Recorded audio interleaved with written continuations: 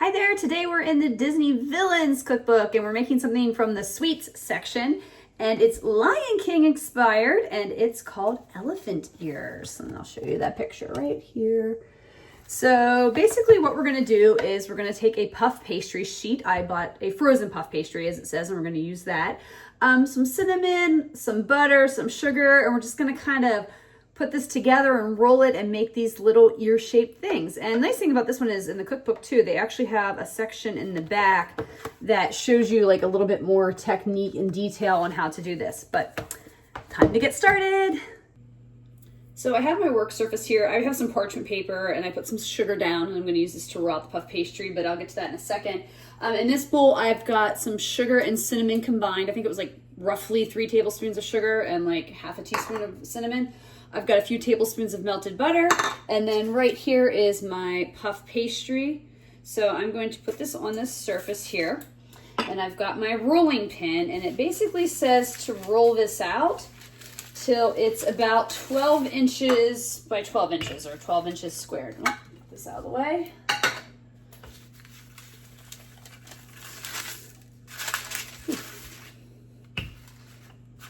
I didn't have a cutting board quite big enough, so I thought I'd just use some parchment paper. You can see that might not have been the best idea. Let's use this to help hold it down.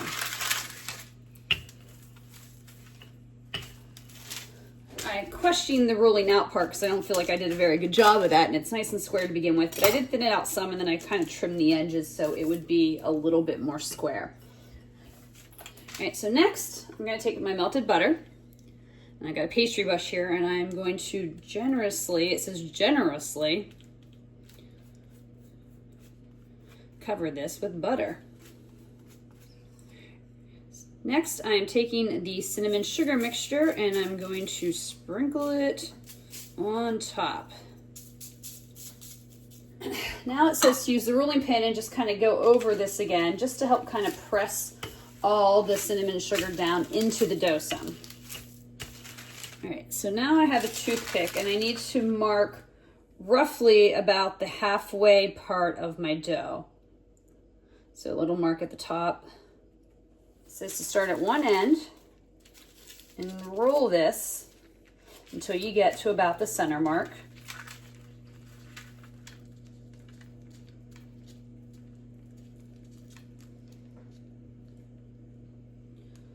Which is there. Now do the same thing to the other end. Stick it a little bit there.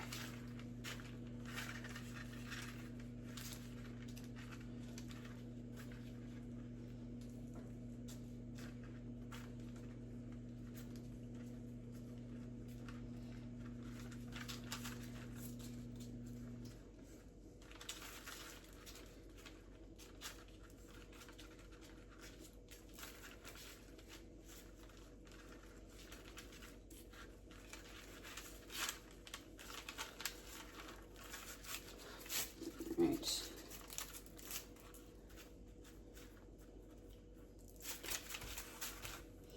Now I can see I've got a little bit of dough sticking out the ends there, so I think, so you can see I've got just a little bit sticking out the ends here, so I'm just going to kind of trim those off a little bit, just so that these will look a little even.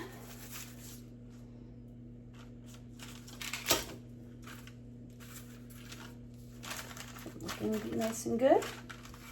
Okay, so it says to cut these about a ½ inch thick.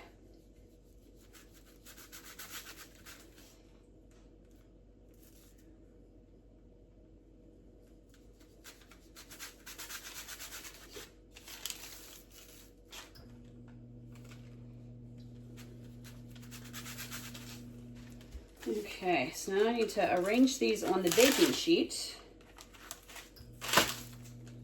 Ooh, my dough's kind of sticking together here.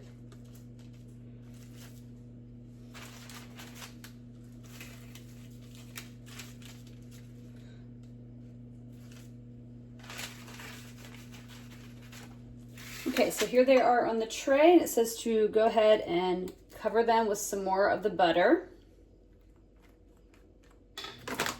then you can sprinkle a little bit more sugar. It says you can use a coarse sugar. I don't have a really big coarse sugar on me, so I'm just going to sprinkle a little bit more of the regular sugar that I have. All right, I'm going to bake these in the oven, and let's see. I'm going to bake these in the oven. It says about 10 minutes so they're crisp or puff. We'll see if they take that long. They're probably not as big as I think they're supposed to be, but we'll find out. Taste test time on an elephant ear.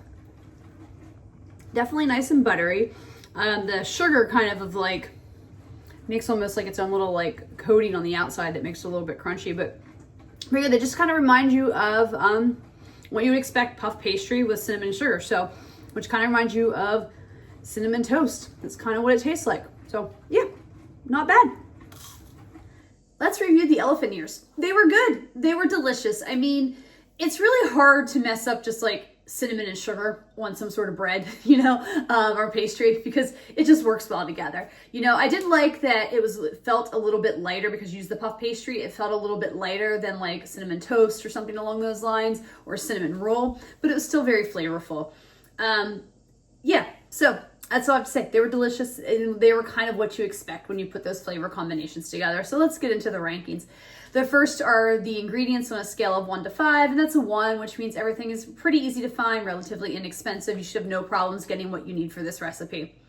Difficulty level on a scale of 1 to 5, with 1 being easy and 5 being hard, I'd still give this a 1. I mean, the hardest part is the rolling, you know, but you just roll in half. I mean, honestly, I don't think I needed to roll out the whole thing more with my rolling pin. I could just use the puff pastry sheet as it came. I also think too, if you don't want to like roll half and half and make elephant ears, all you could do is just roll it the whole way over and cut them and just have little circles. I think that would be great and look just as good as well. Unless of course you're doing something that you want that look of elephant ears. Like, you know, if you're having a Lion King party for somebody, I think that could be a fun thing to do, especially for a kid's party. And then would I make this again on a scale of 1 to 5, and 1 is never and 5 is absolutely? This is a 5. I mean, this was simple, easy to make. I think they were just a good little treat. So, I mean, I usually have puff pastry sheet in my freezer. I know that's not common for a lot of people, but I do enjoy making things with it. So I could see if I had an extra sheet sometime that I wanted to use up, I would just go ahead and make this because it was really easy.